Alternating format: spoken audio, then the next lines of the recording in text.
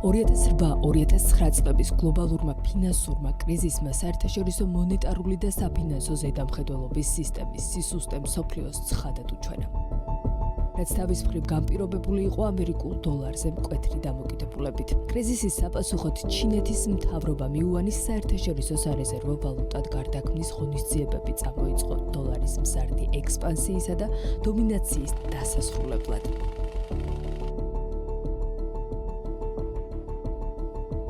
ჩინეთის სახალხო რესპუბლიკის ქმედებები მოიცავდა როგორც იუანის გამოყენების გააქტიურებას და მასზე მოთხოვნის ზრდას გლობალურ გადახდებში, ასევე ჩინეთის ეროვნულ ვალუტაზე დაფუძნებული საერთაშორისო ფინანსური ინფრასტრუქტურისა და ქსელების განვითარებას.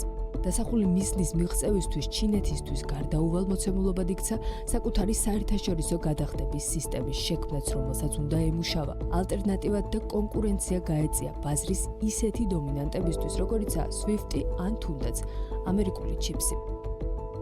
სწორედ ამ სისტემაზე დაფუძნებითა და მათი ოპერატიული მახასიათებლების გამოყენებით ჩინეთმა 2015 წელს SIPS, იგივე ბანკთა შორისი გადახდების სისტემა შექმნა. როგორც ჩინური იუანი საერთაშორისო ვაჭრობის დამოუკიდებელი საკვანძო მექანიზმი, რომელსაც ქვეყნის სახალხო ბანკი განაგებს.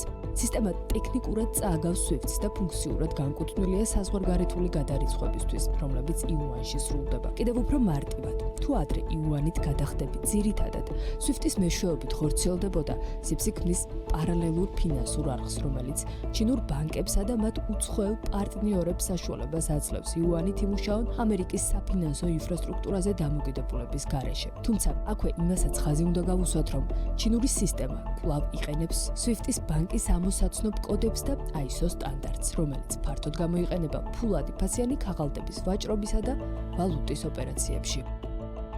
ეს არის რეალურ დროში განხორციელებული ანგარიშწორების სისტემა, რაც იმას ნიშნავს, რომ ბანკებს შორის გადახდები დაუყოვნებლივ სრულდება. მიუხედავად იმისა, რომ სისტემის ამოქმედების პირველ თვეებში გარკვეული ტექნიკური სირთულეები დაფიქსირდა, დღესდღეობით იგი სრულად ფუნქციონირებს და მისი გამოყენება 80%-ით გაიზარდა, რაც 3.77 ტრილიონი დოლარის ექვივალენტურ ტრანზაქციებს შეადგენს. ჩინეთის სახალხო ბანკის უკვე ყოფილი ვიცე-გუბერნატორის განცხადებიდან ზუსტად 7 წელი გავიდა და ამ პერიოდში SIPS-ის მასშტაბები დრამატულად გაიზარდა. დღეს მდგომარეობით ის 1500-ზე მეტ ფინანსურ ინსტიტუტსა და 135-ზე მეტ ქვეყანას აერთიანებს. ყოველდღიურად კი 500 მილიარდი იუანამდე ტრანზაქციას ამუშავებს, რაც დაახლოებით 70 მილიარდი დოლარის ეკვივალენტია და თითქმის 15-ჯერ აღემატება 2016 წლის მაჩვენებელს. სისტემის ოპერირების 10 წლიან პერიოდში მისი განვითარებისთვის გარდამტეხი იყო 2022 წელი, როდესაც უკრაინაში შეჭრის ფონზე დასავლეთმა დააწესა სანქციები, რომელიც SWIFT-დან რუსეთის სისტემის იზოლირებას გულისხმობდა. ამ მოცემულობამ და მომენტუმმა გადამწყვეტი როლი შეასრულა და მათ შორის ჩინეთმაც გაიაზრა საფრთხეები, რომ ნებისმიერ დროს შეიძლებოდა მოწყვლადი ყოფილიყო SWIFT-ის, როგორც მის წინააღმდეგ პოლიტიკურ იარაღად გამოყენების შემთხვევაში. ამიტომაც კიდევ უფრო დიდი რესურსი მიმართა პარალელური სუვერენული საფინანსო ანგარიშწორების ინფრასტრუქტურის გასაძლიერებლად. შედეგად, SIPS-ი უკვე ღრმად ინტეგრირდა გლობალური გადახდების სისტემის არქიტექტურაში. ამ მოცემულობას რიცხვებიც და სტატისტიკას ამყარებს. თუ 2021 წელს ტრანზაქციების მოცულობა 45 ტრილიონ 200 მილიარდი იუანი იყო, 2023 წელს შედეგი 96 ტრილიონ 700 მილიარდამდე გაიზარდა. ერთი წლის შემდეგ მორიგი რეკორდი დამყარდა. გასული წლის მონაცემებით ტრანზაქციების მოცულობამ 175 ტრილიონ იუანს მიაღწია, ანუ თითქმის გაორმაგდა წინა წელთან შედარებით. დღეისთვის SIPS-ი მხოლოდ ტექნოლოგიური პროდუქტი აღარ არის. ის უკვე დედოლარიზაციის გლობალური პროცესის საკვანძო რგოლია და ზოგიერთ რეგიონში SWIFT-ის ალტერნატივად იწყებს ფუნქციონირებას. მაგალითად, რუსეთში, ირანში, ბელორუსში, იგივე პაკისტანში SWIFT-ის გვერდის ალვით SIPS-ზე მარტივად გადაეწყნენ სრული ოპერაციული ავტომატიზაციით. გარდა ამისა, BRICS-ის წევრი ქვეყნები აქტიურად განიხილავენ საერთო ფინანსური სისტემისა და ვალუტის იდეასაც, სადაც სწორედ SIPS-ი ითამაშებს წამყვან როლს.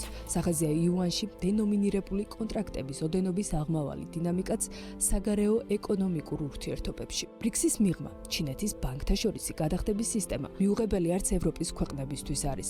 მეტიც, ევროპელებმა მისი აქტიური გამოყენებაც დაიწყეს, განსაკუთრებით იმ სახელმწიფოებმა, რომლებსაც ჩინეთთან ფართო სავაჭრო ურთიერთობები აქვთ. ევროპის რამდენიმე მსხვილი ბანკი უკვე პირდაპირ არის დაკავშირებული SWIFT-თან. მათ შორის Deutsche Bank, BNP, Unicredit, ანუ ის ბანკები, რომლებიც აზიურ ბაზრებზე ძლიერი ექსპანსიითა და წარმომადგენლობით გამოირჩევიან. Euronext-ის ზოგიერთი ინსტრუმენტი კი უკვე იღებს იუანით დენომინირებულ ობლიგაციებსაც. ვაჭრობის მიღმა SWIFT-ისადმი ევროპული ეკონომიკების მზარდ ინტერესს კიდევ ერთი ახსნა აქვს. ქვეყნები სულ უფრო აქტიურად ცდილობენ დოლარზე დამოკიდებულების შემცირებას. ამავე დროს არაერთი ბანკისთვის ჩინეთთან პირდაპირ ფულად ურთიერთობებში SWIFT-ის გამოყენება გახდა უფრო სწრაფი და ეფექტიანი ვიდრე დოლარით ვაჭრობა.